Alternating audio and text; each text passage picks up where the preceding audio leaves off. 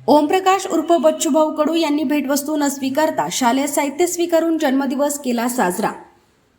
प्रहार जनशक्ती पक्षाचे संस्थापक, महाराष्ट्र ग्रामपंचायत कर्मचारी युनियन NGP 45 आकराचे राज्याध्यक्ष, शिवसेना पक्षाचे लोकप्रिय आमदार ओमप्रकाश उर्फ बच्चूभाऊ कडू यांचा जन्मदिवस आज संपूर्ण राज्यभरात विशेषतः अमरावती जिल्ह्यात मोठ्या उत्साहात साजरा करण्यात आला। रुग्णांचा देवदूत आणि सामान्यांचा नेता म्हणून ओळखल्या जाणाऱ्या बच्चूभाऊंच्या वाढदिवसानिमित्त कार्यकर्त्यांनी कोणत्याही प्रकारचा डामडौल न करता शालेय वस्तू भेट देण्याचे आवाहन करण्यात आले। यातून सामाजिक बांधिलकी जपणार असल्याचे त्यांनी सांगितले। भव्य रक्तदान आणि आरोग्य शिबिरे। वाढदिवसाचे औचित्य साधून प्रहार जनशक्ती पक्षाच्या वतीने ठिकठिकाणी भव्य रक्तदान शिबिरांचे आयोजन करण्यात आले होते। यात ग्रामपंचायत कर्मचारी व इतर संघटनांचे शेकडो तरुणांनी उत्स्फूर्तपणे रक्तदान केले। रक्त संकलन संत गाडगे बाबा रक्तपेढी अमरावती यांनी विशेष सहकार्य केले।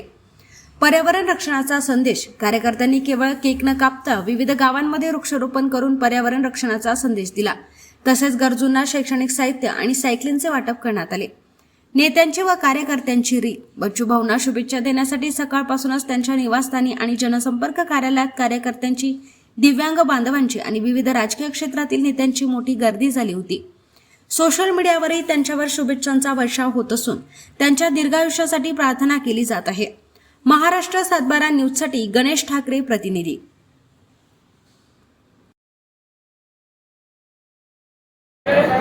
ग्रामपंचायत कर्मचाऱ्यांना पगार भेटत नव्हता, वसुलीची अट बंद झाली, पण उत्पन्नाची अट घातली।